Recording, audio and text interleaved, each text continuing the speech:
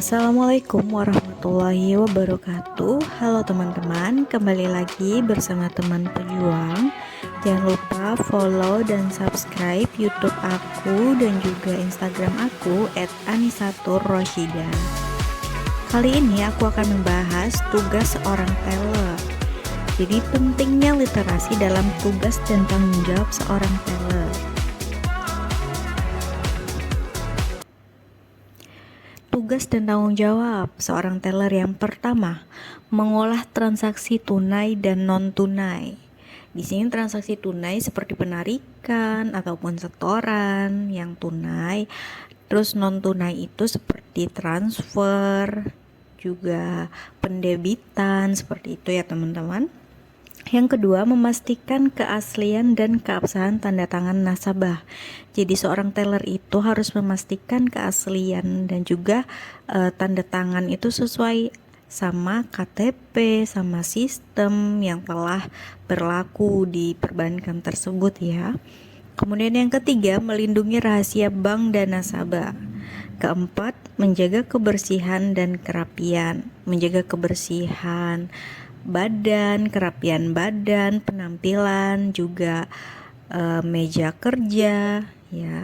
Yang kelima, menjamin kerahasiaan kata sandi pribadi. Jadi kita tidak membagikan kata sandi kita ke orang lain atau sharing password gitu. Terus yang keenam itu melayani nasabah yang ingin bertransaksi dengan penuh ketelitian dan keakuratan. Jadi seorang teller itu harus benar-benar teliti dan akurat perhitungannya, juga ketentuan-ketentuan dokumen-dokumennya gitu ya teman-teman. Kemudian wewenang seorang teller. Jadi jika terdapat data atau identitas yang mencurigakan, kita harus melakukan tindakan kontingensi seperti merekomendasikan pelaporan kepada Pusat Pelaporan dan Analisis Transaksi Keuangan atau PPATK. Juga meningkatkan ketelitian dalam pemeriksaan dan menolak transaksi jika terindikasi adanya aktivitas pencucian uang atau AML, anti money laundering. Teller dilarang menggunakan rekening secara pribadi untuk keperluan pos terbuka, seperti selisih lebih atau kurang, maupun untuk keperluan lain seperti setoran titipan nasabah, bilet giro, dan sejenisnya.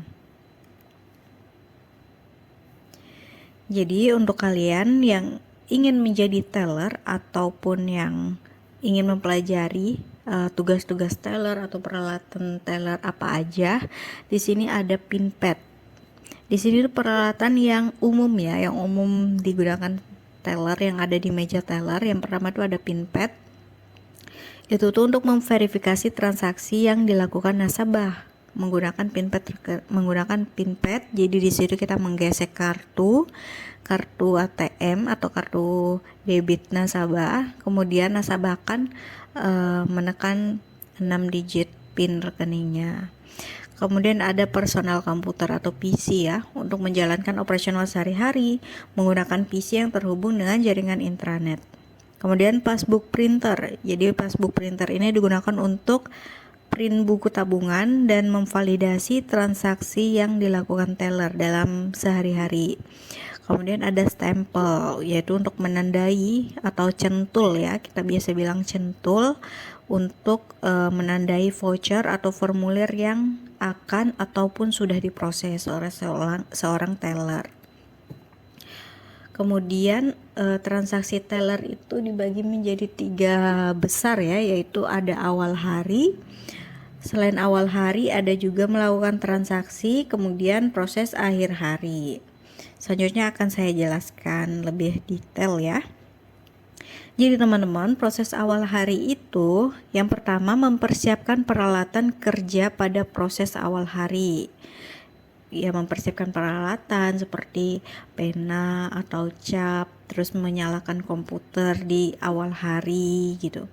Kemudian melakukan posting saldo awal teller yang diterima dari head teller. Jadi seorang teller itu akan menerima saldo ya dari head teller untuk melakukan transaksi Nah, di awal hari itu teller melakukan posting saldo gitu.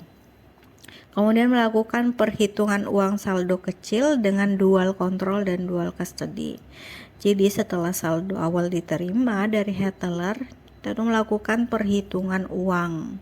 Perhitungan uang itu dilakukan secara dual control dan dual custody, yaitu kita berdua, misalnya seorang teller dengan head teller itu melakukan perhitungan itu bersama-sama gitu ya. Kemudian mempersiapkan kebutuhan uang tunai dari Hasanah dengan dual control custody juga. Mengisi buku besar sesuai jumlah uang keluar dan sisa saldo dan input ke sistem. Jadi kita mengisi buku besar sesuai jumlah uang yang keluar dari Hasanah dan sisa saldo yang ada di Hasanah kita input ke sistem. Kemudian melakukan pengecekan catatan atas instruksi nasabah atau order dari pusat gitu. Kemudian melakukan transaksi dengan nasabah gitu ya. Yang pertama, mengidentifikasi transaksi nasabah. Kita identifikasi nih, nasabah mau melakukan transaksi apa gitu, kebutuhannya apa, kita sarankan untuk apa gitu. Kita mengidentifikasi itu ya. Kemudian melakukan verifikasi terhadap nasabah sesuai kebijakan dan prosedur bank. Setoran tunai diterima sesuai prosedur, pembayaran tunai kepada nasabah, melakukan layanan non tunai dengan nasabah, kemudian pembukuan transaksi sesuai sistem dan prosedur.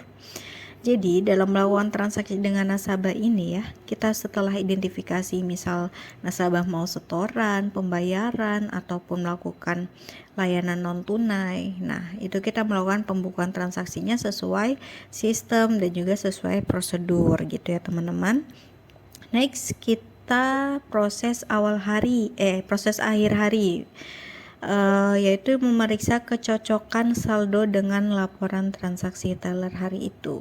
Kita biasa-biasa sebut itu cash count ya. Kita memeriksa atau mencocokkan saldo fisik dengan sistem, terus dengan laporan transaksi teller hari itu.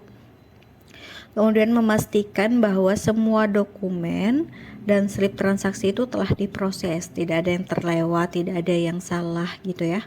Menyusun slip yang telah divalidasi berdasarkan urutan transaksi. Jadi di situ urutan ya, slip yang sudah kita proses diurutkan sesuai dengan jurnal.